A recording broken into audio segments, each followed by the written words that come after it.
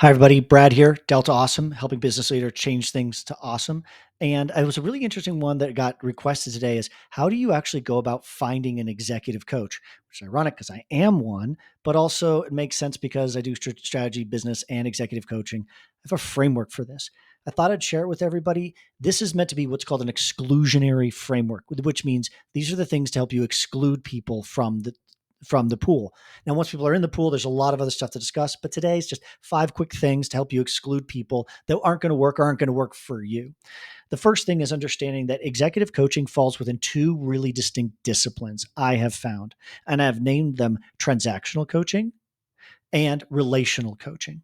Transactional coaching is exactly what it sounds like. It's somebody who wants to be in coaching with you for a transaction. Come take my 90-day program. Hey, follow this book or this process. There's a lot of value to transactional coaching, especially if somebody's never taken a leadership course before, or it's been a while, or there's a new discipline that you want to learn. A lot of times, 30, 60, 90-day level up course can be exactly what you need.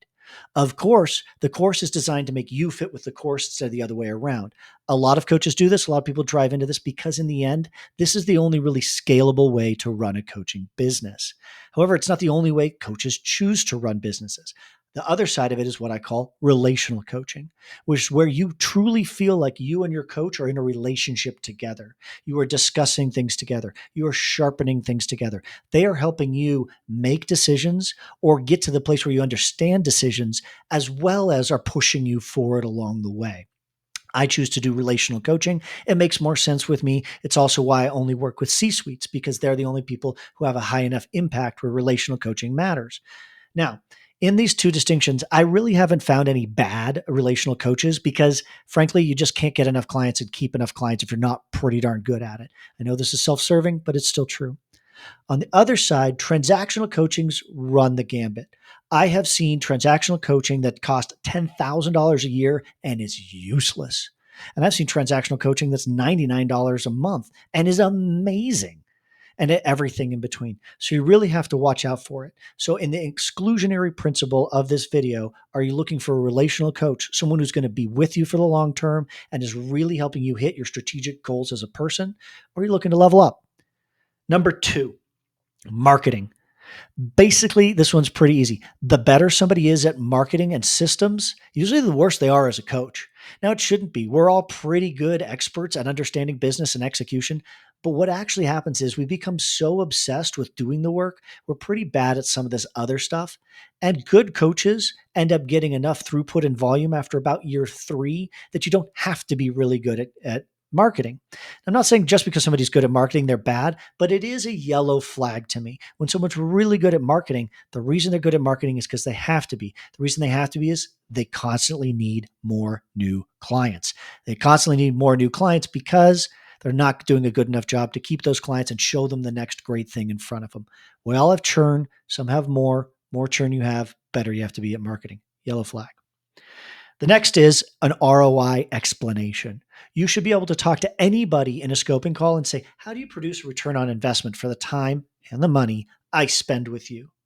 If somebody cannot answer that question, they can fumble it a little bit, they can talk around it a little bit. But if they don't know, if they can't say, well, with this client, I proved it this way, and with that client, I proved it that way, and here's my methodology for making sure that your time with me is a massive ROI on your time, and then, of course, on your money.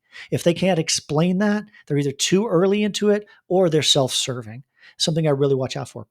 And here's the answer. You can answer it any way you want, but there's 4 things that a coach does to level you up: increase revenues, help you understand and decrease or level out expenses, help you make a more trustworthy and stable team and culture, and increase the valuation of the company. Those are the 4 measurable ROIs that we get out of pushing you, mucking with your soul, helping you with process, helping you see around corners, helping you fix crises. All those things, they manifest in those 4 disciplines. If a coach can't explain those to you, you really got to start asking, well, what are they doing here? Are they in it for me or for them? 4, I hate to say this because everyone's got to start somewhere, but if somebody hasn't been coaching full time for 2 years, I basically exclude them from the opportunity. It's really sad. And there are some hacks to this. An older person who's basically doing it now, just going pro. Okay, fine. But it takes 2 years as a coach and dozens of friends and family clients or easy clients or start and stop clients before you understand your business model. Are you in this for the long term? Are you really just trying to coach long enough so you can get another job? What are the purposes behind it? And until 2 years, someone doesn't really have enough time in the chair to understand what a coach is supposed to do or supposed to be. Here I am coming in at 8 years on this. And I think it was about year five where I stopped having imposter syndrome about being a coach and knew I was really good at it. And now I can talk to you about why I'm good at it and how it works. Years one and two, we're just trying to figure all that stuff out. Nothing wrong with taking a friends and family discount. Nothing wrong with helping somebody else out in their coaching practice. But if it's in the first 2 years, yellow flag. And the last is, and this is the harder one, I have not met a professional coach who's good, hard ROI value and charges less than $500 an hour. That is the baseline because at less than $500 an hour, they either don't have enough clients to sustain their life or they have so many clients they can't give you the individual freedom you need. I've seen coaching go all the way up to $2,000 an hour, and I've seen people who charge 2 grand an hour and can produce a big ROI.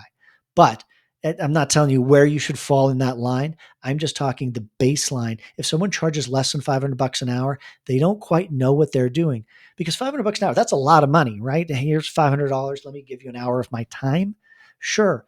But what they should be able to do is accrete all of those hours over the year, which they took from you because you had those hours with them, not doing anything else, and the money.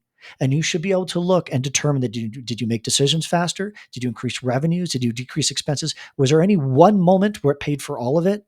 And was there an aggregate of moments of wisdom, of time, of sharpening each other's skills that was a massively beneficial ROI to that time and that money that you paid for them? And to do that, $500 an hour is the bottom of the barrel for pro. And there's nothing wrong with bottom of the barrel for pro, but below that, it's still not quite pro. So those are my thoughts on the exclusionary principles for picking an executive coach. Thank you for your time.